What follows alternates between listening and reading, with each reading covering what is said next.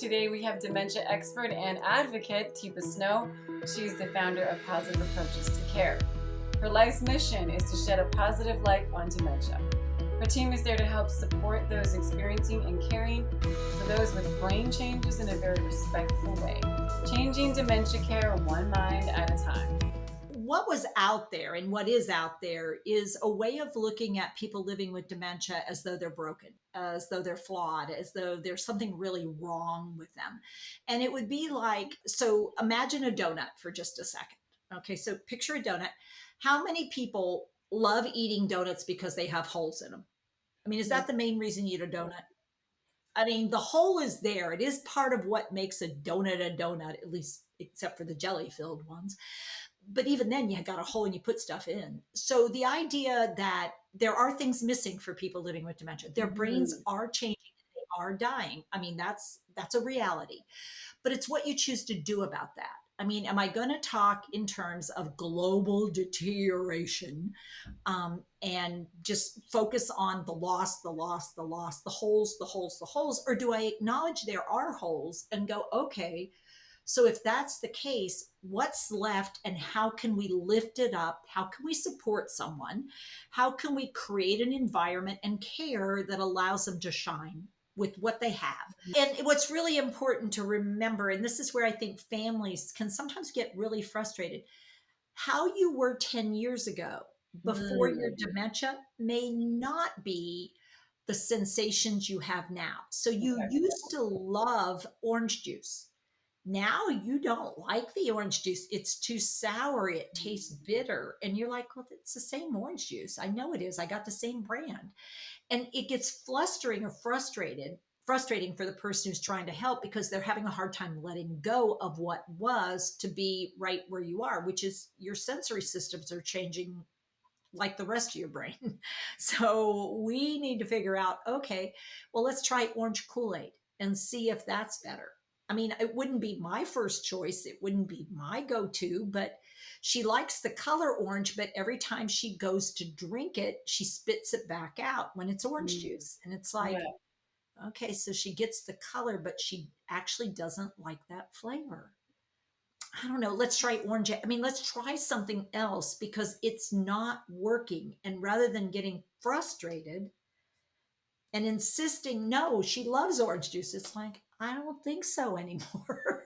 I don't want to argue with anybody. So let's try something. Can we try something? It's like, well, there's lots of possibilities for the why behind the spitting it out. So it's like, she keeps trying to pick it up and drink it. You know, like this would be earlier, but in the middle, I offer her the orange juice and she clenches her lips tight. And it's like, well, I want to be careful that it's not just the orange juice that she doesn't like versus something to drink. Now, at some point, it probably will be. She's just not wanting anything to drink anymore. Or her brain says, I don't know what to do with it after you put it in my mouth. I no longer remember how to safely swallow.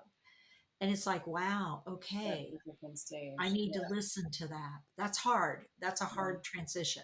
Yeah. So when we start to watch each other and observe each other and look in the mirror at ourselves, it's like, boy, I am needing something sensory right now. And it is not on a screen. I need to get up and move, man. I need to get up and go do something. This is driving me nuts. You know, this pair of pants is making me uncomfortable and I'm getting grouchy because I'm uncomfortable. All right, well, let me take a break, go change pants, and maybe I'll try something then. But it's once I start to recognize in myself, boy, I skipped a step. No wonder things didn't go well. I got ahead of myself. I forgot to I thought I put my foot on the brake. It was still on the gas. I mean, I almost had an accident. We all have gem moments.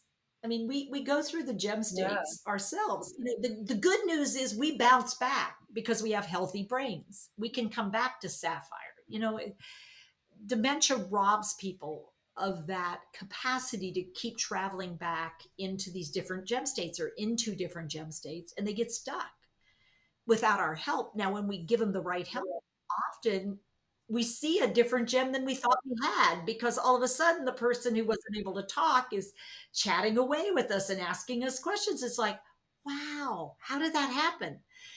So I supported them when they were in a ruby state with no skill, with a lot of rhythm. And suddenly, after singing 3 songs, they're now saying, I used to live in San Francisco. And you're like, Yeah. how did she Yeah. talk?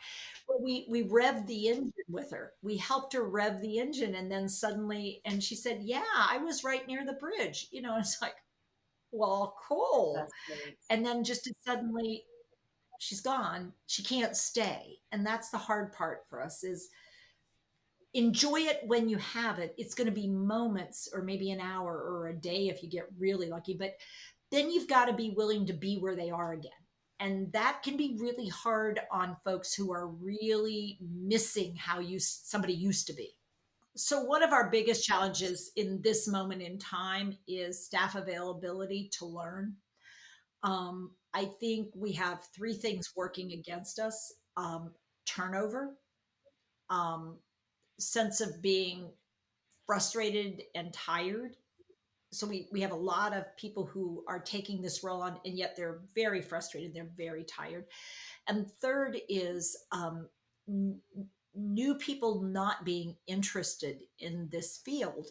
And so we're using people who walk into a situation without preparation, and then we don't have time to prepare them, and then we keep them in the situation, and then they get exhausted and it gets scary, and we don't give them the right support, and they go through various gem states themselves, and finally they go, it is not worth it. I am simply going to go do something else. And we lose another potential wonderful person because they've gotten to that place, or they harden themselves and it's tasks to be done. It's not about relationships. I can't see people as people. I just got to get it done.